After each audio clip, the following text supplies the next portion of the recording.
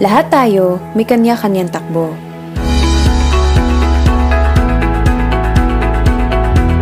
May iba't ibang buhay, may iba't ibang storya. Para sa ilan, di na buo. Para sa ilan, di na bago. Pero isang bagay ang sigurado. Lahat tayo ay may kwento. Nagsimula kami rito, nag-join kami anya rito sa church na to 1999 pa. Si pastor noon, payat pa yan. 35 lang siya noon. Tapos, kaya kami hanggang ngayon nandito kasi blessed kami dito sa church na to. Po si Maylene, nag-start ako sa Church of God 1999. Single pa ako noon. Masaya kasi parang iisang pamilya lang tayo sa Church of God.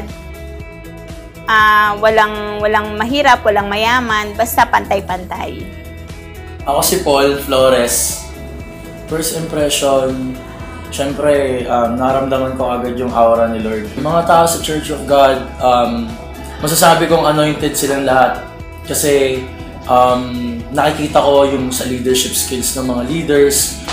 And at the same time, yung kung gaano kasaya. Masasabi kong I can't live without Church of God kasi dito ako dinestin ng Panginoon eh. Well, siguro ito na yung start, and as long as I live, I'll serve under this ministry and under this church. Ako si Dindo from Young Adult Ministry.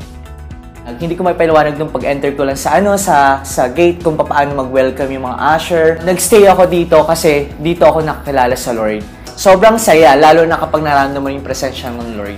My name is Jaime Bailon, and the first day, that was the first Wednesday of January.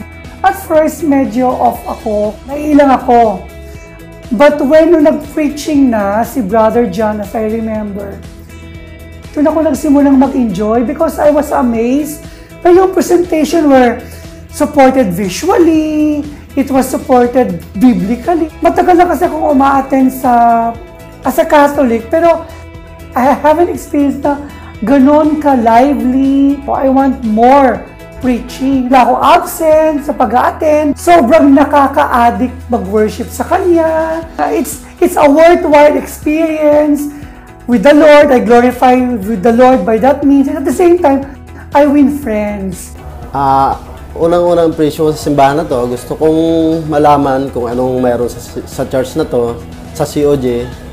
Si Pastor Jerry, lubos na nakatulong sa amin, lalo sa pamilya namin dahil ginamit siya ni Lord para may ayos lalo na ngayon yung buhay namin.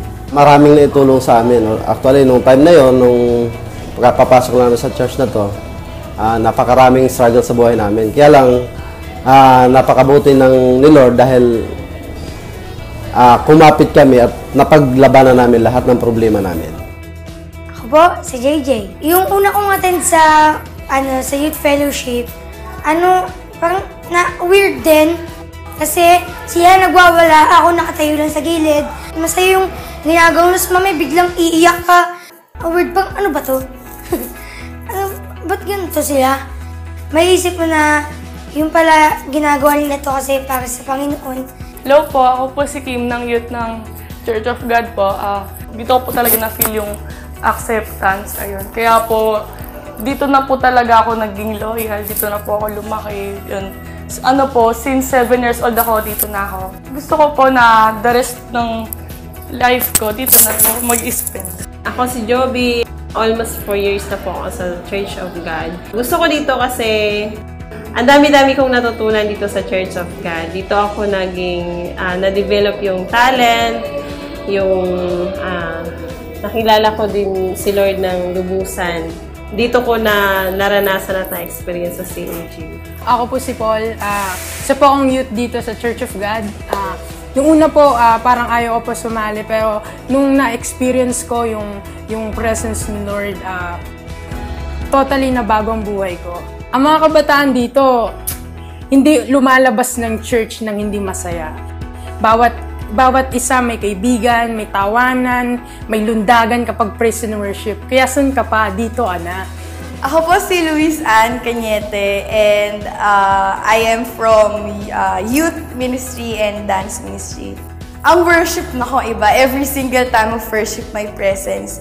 And sobrang anointed and favored yung team and the whole church. And there's really a tangible presence of Jesus Christ. Ako po si Annalyn Soto. Single mom po. Blessed na blessed po ako dahil nakaka-attend na po ako ng Don Juans, tsaka midweek service, mga activity ng church. Sa Church of God, para kami isang pamilya. It's really a family. Para kami sa pamilya. Parang tunay kaming magkakapatid dito. Talagang mabe-bless ka, lagi kang a-attend. Ang saya sa COG! Woo! Sobrang saya sa Church of God. Ito ang aming kwento. Tara, samahan ka namin sa kwento mo.